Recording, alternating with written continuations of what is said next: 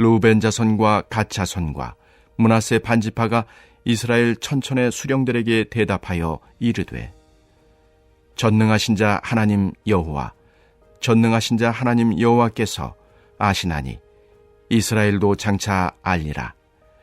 이 일이 만일 여호와를 거역함이거나 범죄함이거든 주께서는 오늘 우리를 구원하지 마시옵소서. 우리가 제단을 쌓은 것이 돌이켜 여호와를 따르지 아니하려 함이거나 또는 그 위에 번제나 소제를 드리려 함이거나 또는 화목제물을 드리려 함이거든 여호와는 친히 벌하시옵소서. 우리가 목적이 있어서 주의하고 이같이 하였노라. 곧 생각하기를 후일에 너희의 자손이 우리 자손에게 말하여 이르기를, 너희가 이스라엘 하나님 여호와와 무슨 상관이 있느냐? 너희 르우벤 자손 갓 자손아, 여호와께서 우리와 너희 사이에 요단으로 경계를 삼으셨나니 너희는 여호와께 받을 분깃이 없느니라 하여 너희의 자손이 우리 자손에게 여호와 경외하기를 그치게 할까 하여 우리가 말하기를 우리가 이제 한 제단 쌓기를 준비하자 하였노니 이는 번제를 위함도 아니요 다른 제사를 위함도 아니라 우리가 여호와 앞에서 우리의 번제와 우리의 다른 제사와 우리의 화목제로 섬기는 것을 우리와 너희 사이와 우리의 후대 사이에 증거가 되게 할 뿐으로서 너희 자손들이 후일에 우리 자손들에게 이르기를, 너희는 여호와께 받을 분깃이 없다 하지 못하게 하려 함이라. 우리가 말하였거니와 만일 그들이 후일에 우리에게나 우리 후대에게 이같이 말하면 우리가 말하기를 우리 조상이 지은 여호와의 제단 모형을 보라. 이는 번제를 위한 것도 아니요 다른 제사를 위한 것도 아니라 오직 우리와 너희 사이에 증거만 되게 할 뿐이라. 우리가 번제나 소제나 다른 제사를 위하여 우리 하나님 여호와의 성막 앞에 있는 제단 외에 제단을 쌓음으로 여호와를 거역하고 오늘 여호와를 따르는 데서 돌아서려는 것은 결단코 아니라 하리라. 제사장 비느하스와 그와 함께한 회중의 지도자들 곧 이스라엘 천천의 수령들이 르우벤 자손과 갓 자손과 므낫세 자손의 말을 듣고 좋게 여긴지라. 제사장 엘르아살의 아들 비느하스가 르우벤 자손과 갓 자손과 므낫세 자손에게 이르되, 우리가 오늘 여호와께서 우리 중에 계신 줄을 아노니 이는 너희가 이 죄를 여호와께 범하지 아니하였음이니라. 너희가 이제 이스라엘 자손을 여호와의 손에서 건져내었느니라 하고 제사장 엘르아살의 아들 비느하스와 지도자들이 르우벤 자손과 갓 자손을 떠나 길르앗 땅에서 가나안 땅 이스라엘 자손에게 돌아와 그들에게 보고하매 그 일이 이스라엘 자손을 즐겁게 한지라.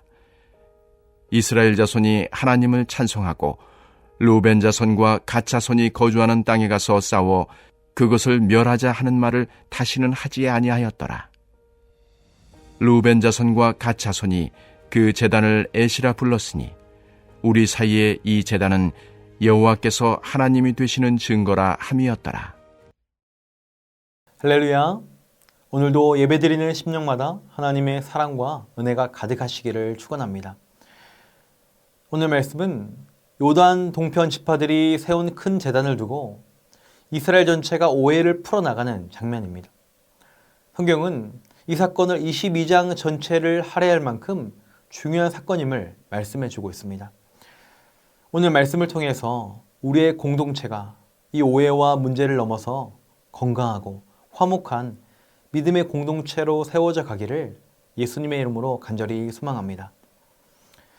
지난 시간에 살펴본 것처럼 이 가나안 정복 전쟁을 마치고 요단 동편으로 돌아온 두 지파반이 큰 제단을 세웠습니다. 이 제단을 세운 목적은 그들이 하나님에 대한 신앙을 잃지 않기 위해서였습니다. 전쟁을 마치고 이제 요단강을 중심으로 동편과 서편으로 나누어 살다 보면 언젠가 가나안 땅에 살고 있는 대다수의 본토 사람들이 이 동편 지파 사람들을 이스라엘 민족에서 배제할 것을 염려했기 때문입니다.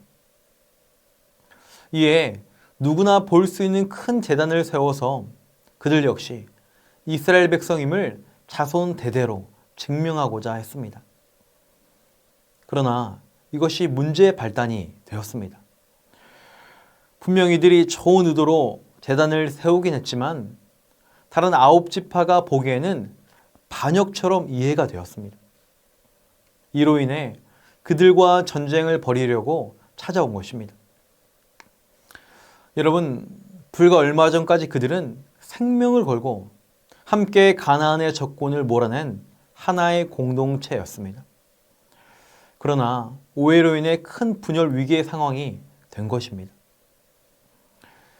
사랑하는 성도 여러분, 이처럼 공동체에 대해서는 필연적으로 분쟁과 오해가 발생합니다.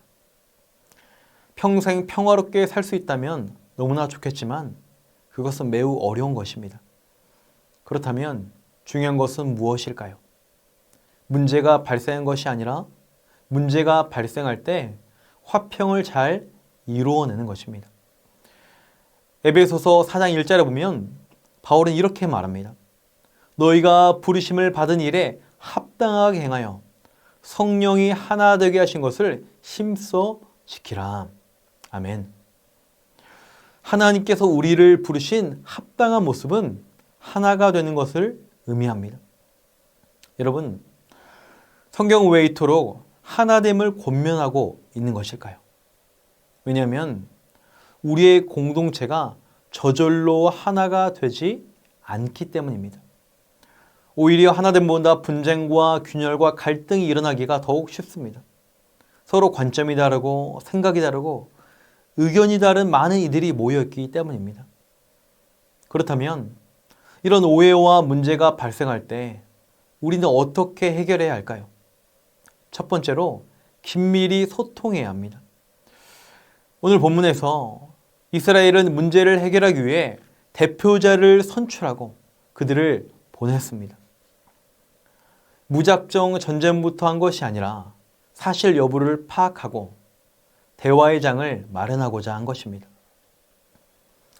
그래서 처음에는 마치 전쟁이 불가피할 정도로 심각하게 여겨졌지만 막상 대화를 해보니 오해가 풀리고 전혀 문제될 것이 없는 것으로 밝혀지게 되었습니다. 이것은 오늘 우리도 마찬가지입니다. 분쟁과 오해는 우리 가운데 얼마든지 생길 수 있습니다. 그리고 이것을 잘 풀지 않으면 더 큰 문제로 번지게 됩니다. 그래서 우리는 오해와 문제가 생길 때 지혜롭게 대화하며 긴밀히 소통해야 합니다. 더욱 필요한 것은 평소에 이런 오해와 문제가 생기지 않도록 지속적인 교제가 일어나야 합니다. 여러분, 소통이 원활하지 않으면 그것이 아무리 선한 일이어도 오해가 발생하는 경우가 더러 있습니다. 오늘 본문의 제단을 쌓는 일도 그렇지 않았습니까? 그러므로 우리의 공동체는 함께 모여 마음을 열고 긴밀히 소통해야 합니다. 성령 안에서 하나됨을 힘써 지켜내야 합니다. 그럴 때 우리 성령님께서 문제들을 조율해 가시고 결국 공동체를 하나가 되게 하십니다. 바라기는 우리의 가정, 우리의 교회와 모든 공동체가 성령 안에서 서로 긴밀히 소통하며 교제하심으로 오해와 갈등이 아닌 하나됨의 역사를 경험하시기를 간절히 축복합니다. 또한 우리는 하나님과도 대화해야 합니다. 우리가 신앙생활을 하다 보면 하나님께 서운할 때가 있습니다. 하나님은 왜 나에게 이런 어려움을 주시는가? 나는 열심히 성실히 믿음 생활을 잘하고 있는데 왜 이런 어려움과 고난이 나에게 찾아왔는가? 이해가 되지 않을 때가 많이 있습니다. 여러분, 하나님을 오해한 것입니다. 이런 순간에 우리는 하나님께 더욱더 적극적으로 나아가야 합니다. 말씀 묵상을 통해 나에게 들려주시는 그 하나님의 세밀한 음성을 들어야 합니다. 기도를 통해 나의 마음을 토로할 때 그 상한 심령에 말씀하시는 하나님의 음성을 들어야 합니다. 그때 우리는 비로소 나를 향하신 하나님의 선한 뜻을 깨닫게 되고 안심할 수 있게 됩니다. 그 고난과 어려움 속에서도 올바른 해석을 통해 마음의 평안과 나아가 담대함까지 얻게 됩니다. 바라기는 저와 여러분이 하나님과 긴밀히 소통하시고 대화하심으로, 교제하심으로 오해와 불신이 아닌 하나님의 선하심을 날마다 경험하시기를 예수님의 이름으로 축원합니다. 두 번째로 오늘 본문에서 공동체가 하나가 되는 비결은 겸손과 온유한 태도에 있습니다. 여러분, 사실 공동체에 어려움이 생기는 이유는 서로에 대한 오해도 있지만 이 태도로 인한 것이 더욱더 많습니다. 실제로 부부싸움의 가장 큰 원인은 어떤 말의 내용보다 말투와 태도라고 조사되었습니다. 상대방을 무시하거나 비꼬는 그 말투와 태도라는 것입니다. 그래서 에베소서는 너희가 하나됨을 힘써 지키기 위해서는 모든 겸손과 온유함으로 하라라고 말씀합니다. 여러분, 겸손한 사람의 태도는 어떠할까요? 교만이 내가 옳고 다른 사람이 틀리다라고 한다면 겸손은 다른 사람을 좋게 보고 자기 자신을 먼저 돌아보는 사람입니다. 상대방의 문제를 탓하기 이전에 나의 문제와 연약함을 먼저 돌아보는 것입니다. 문제 해결의 출발이, 그 원인이 바로 나로부터라는 것을 인지하는 것입니다. 또한 온유한 태도는 무엇일까요? 이 온유를 원어로 보면 잘 훈련되고 절제되어 있는 모습입니다. 그러므로 온유한 태도는 내 기분과 감정대로 하는 사람이 아니라 감정을 잘 조절하고 절제하고 다스리는 모습을 의미합니다. 그래서 우리가 대화할 때도 소통할 때도 이 겸손, 온유한 태도가 반드시 필요한 것입니다. 여러분, 오늘 말씀에서 이 제단을 세운 지파들이 이스라엘 대표단에게 추궁을 들었을 때 그들이 어떻게 반응하고 있습니까? 감정적으로 대응하지 않고 있습니다. 사실 한편으로 자신들의 그 진심, 마음을 몰라주는 것이 속상할 법합니다. 또 한편으론 대뜸 싸우러 온 그들의 태도가 불쾌할 수도 있습니다. 그러나 동편 지파 사람들은 감정을 억누르고 하나님 앞에 진실을 밝히려는 의지를 성실히 보여줍니다. 그리고 왜 이런 제단을 쌓게 되었는지 아주 자세하게 설명하고 있습니다. 또한 요단 서편 대표단도 무엇인가를 단정짓고 행동하기 전에 이유를 물어보고 그들의 이야기를 잘 들어줍니다. 충분한 대화를 통해 상대방의 동기를 살펴봅니다. 나아가 혹시라도 요단 동편의 기업이 부정하다고 여겨진다면 우리들의 기업까지 너에게 나누어 줄 테니 함께 살자. 함께 거하자. 사랑의 마음이 그들의 대화에서 있었습니다. 여러분, 이들의 소통, 대화에는 배려가 있고 청종이 있었습니다. 겸손과 온유한 태도가 배어 있었습니다. 이렇게 소통한 결과 결국 모든 오해가 풀리게 됩니다. 그리고 그들이 돌아가 이 모든 일을 보고할 때 오늘 본문 33절을 보면 백성에게 즐거움이 임하게 됩니다. 의심과 분노에 사로잡혔던 공동체가 기쁨의 공동체가 되었습니다. 하나님을 찬양하기 시작합니다. 그리고 무엇보다 서로 정죄와 감시의 눈이 아닌 이제는 신뢰, 증거의 공동체가 되었습니다. 사랑하는 성도 여러분, 바라기는 우리의 공동체, 우리의 안디옥 교회가 이런 공동체가 되기를 간절히 소망합니다.